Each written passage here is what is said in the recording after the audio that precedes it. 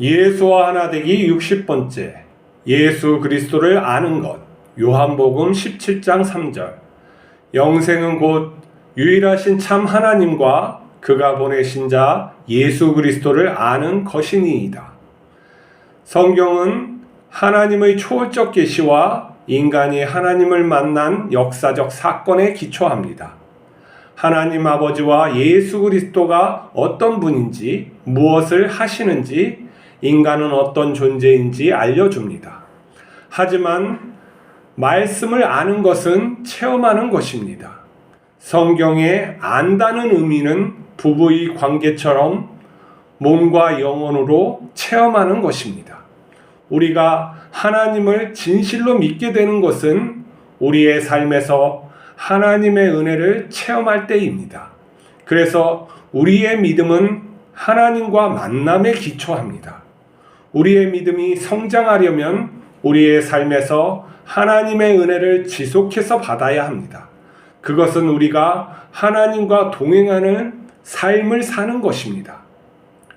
우리는 하나님의 사랑을 경험한 만큼 하나님을 믿습니다. 그러나 하나님 아버지가 독생자를 십자가에 내어주기까지 우리를 사랑한다는 것은 믿기 어렵습니다. 세상에 그런 숭고한 사랑은 없기 때문입니다. 나를 향한 하나님의 십자가 사랑이 믿겨지는 게 기적입니다.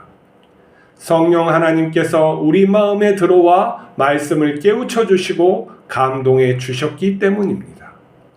우리가 매일 말씀을 묵상하는 것은 하나님과 교제하는 것으로 우리의 믿음을 성장시킵니다. 그러나 우리의 능력으로 궁극적 진리에 도달할 수는 없습니다. 우리는 하나님 알기를 사모하고 만나주시기를 기도해야 합니다. 선하신 하나님은 우리에게 자신을 계시해 알게 하십니다. 우리가 하나님을 아는 것은 하나님께서 우리 안에 계신다는 증거입니다. 그것은 우리 마음에 흔들리지 않는 평안으로 나타납니다. 영생은 전능하신 하나님 아버지와 예수 그리스도께서 우리와 영원히 함께하는 것입니다. 지금 인류가 존재하기 위해서는 무엇이 필요할까요? 이 물질 세계에는 고정불변하는 변수가 있습니다. 그걸 갖다가 물리상수라고 하는데 아무리 시간이 지나도 변하지 않는 값들이죠. 무엇이냐면 빛의 속도, 그리고 중력의 힘, 그리고 프랑크 상수, 그리고 전하량의 밀도, 그리고 핵의 그 원자의 그런 밀도를 측정하고 끌어당기는 전하량, 이런 것들이 굉장히 많은 것들이 고정불변하게 있어서 이 생명을 유지할 수 있게 합니다. 만약에 이것이 조그만 0.0001이라도 벗어나거나 변동이 되면은 우주는 이러한 모습으로 있을 수가 없어요. 수축하거나 완전히 팽창, 흩어져서 없어질 수가 있어요. 그렇기 때문에 우주상수라는 이 개념이 생명을 유지하는 데 굉장히 중요해요. 자, 이것은 다른 말로 무엇이냐 하면은 인간이 생명이 탄생해서 이렇게 존재할 수 있는 것은 우연이 아니라는 거예요. 어떠한 목적을 향한 네가 만들었다는 거예요.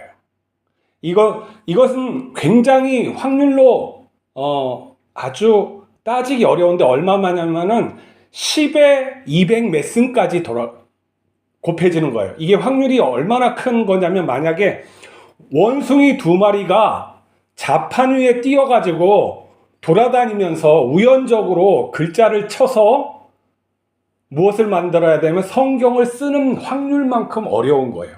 원숭이 2마리가 막 뛰어다니면서 성경을 그대로 아무것도 지식 없는데 우연히 쳐가지고 만들어낼 수 있어요? 불가능하죠. 그래서 이 우주는 생명이 살기에 이렇게 존재하는 것은 불가능하다 했어요.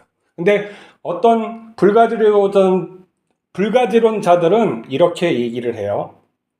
불가지론은 신이 있는지 없는지 모르는 그런 거예요.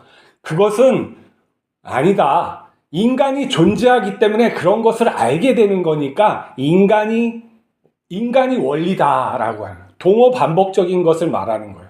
근데 또 여기에서 무신론자는 이렇게 우주가 어떤 목적으로 의해서 정교하게 미세 조정되어 있다는 것을 또 믿지 않는 그 사람들이 있어요. 근데 그 사람들은 어떤 것을 하냐면은 우주는 무한히 많다. 다중우주가 있다.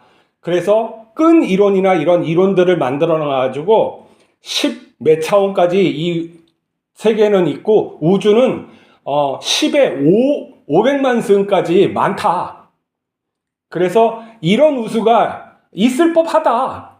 그렇게 주장을 해요. 그렇지만 과학은 어떻게 해요? 면밀히 관찰해서 증명 가능해야 되죠. 이 우주도 알지 못하는데 우주 바깥에 나가가지고 다른 우주를 우리가 볼 수 있어요? 그건 뭐냐면은 과학 세계에, 과학자들 세계에도 어떠한 가치관이 존재하는 거예요. 무신론자의 가치관을 가지고 있는 사람은 그렇게 보려고 하는 것이죠. 자, 우리 우주를 존재하게 하는 것은 우리가 보는 물질도 있지만 보지 못하는 물질이 있어야 된다 그래요. 그건 흑암 물질과 흑암 에너지라고 하는데 그것을 갖다가 검다는 것이 아니고 알지 못한다는 거예요. 그게 있어야지만 이런 우주가 운행되고 있다고 우리는 과학적으로 관찰할 수 있는 거예요. 근데 그게 95%래요.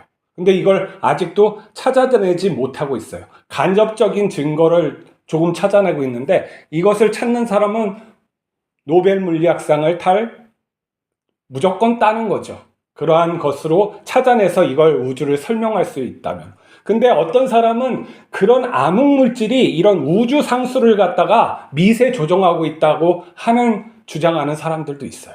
그리고 지금까지 우리가 알고 있는 우주론에서 빅뱅 우주론이 가장 우세한데 이 인플레이션, 이 우주가 초창기에 폭발하면서 인플레이션 확 늘어나는 인플레이션 구간이 있었다고 믿어져요. 왜냐하면 이 우주를 갖다 관측하다 보면 그게 있어야지 존재하니까.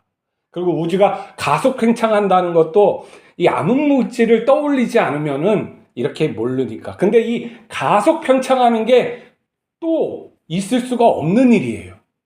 그건 뭐냐면은 우리가 하나님으로 믿으면은 하나님께서 그렇게 하셨지 이렇게 하지만 과학은 그걸 증명해야 되잖아요.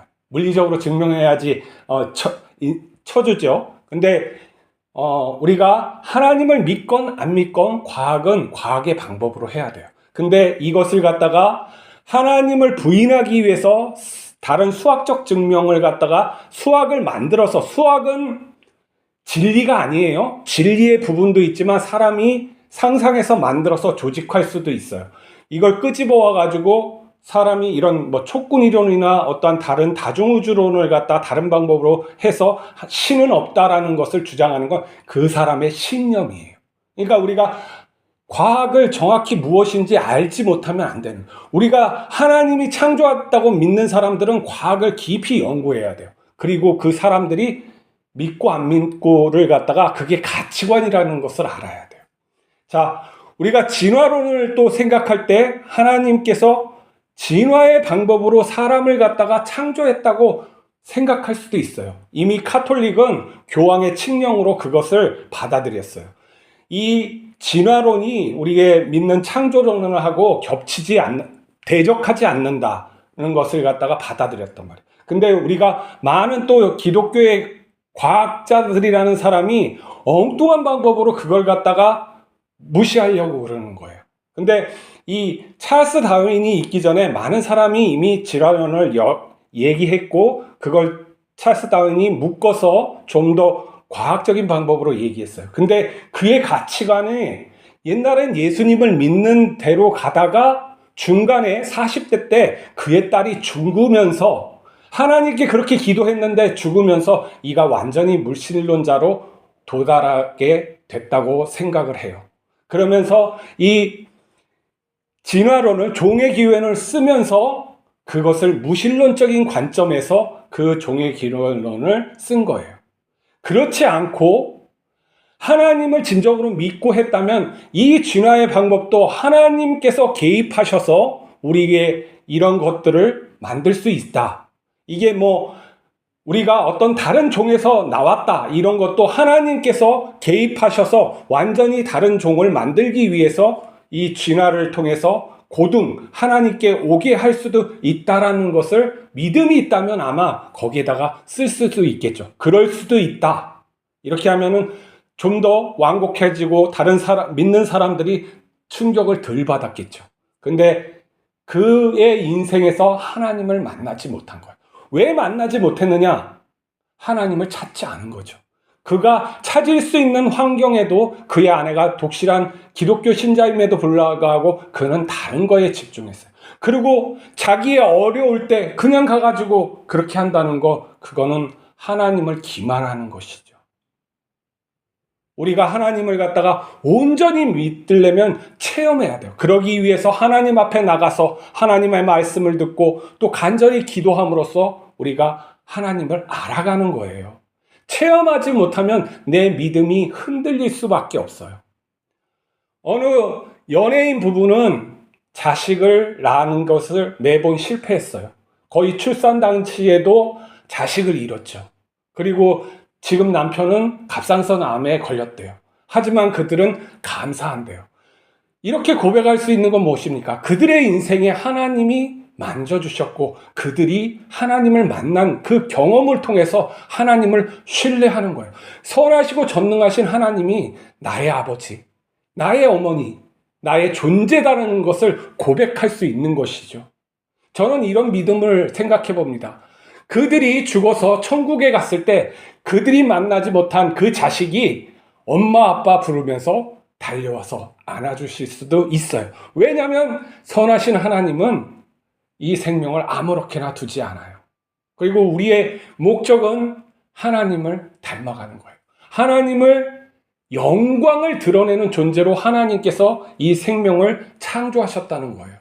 우리가 이것을 잊지 맙시다. 우리가 하루하루 하나님께 더 다가가고 하나님을 신뢰하는 사람, 그러한 삶을 살아갑시다. 이러한 동행하는 사람을 살고자 할 때 하나님께서 기꺼이 만나주시고 우리의 삶에 하나님의 영광을 보여주실 것입니다. 우리는 이런 낮은 물질 기반의 의식으로 살아가는 것이 아니라 이것도 중요하지만 이걸 뛰어넘어 그 영원한 세계, 영적인 세계, 궁극적인 아름다움의 세계에 도약하는 그러한 존재로 부르심을 받았습니다. 이것을 잊지 말고 하나님과 동행하시기를 오늘도 소원합시다. 기도하시겠습니다.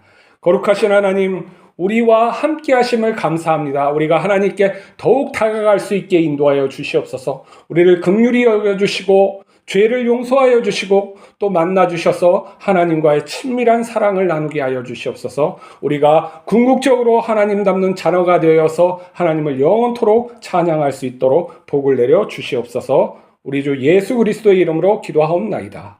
아멘.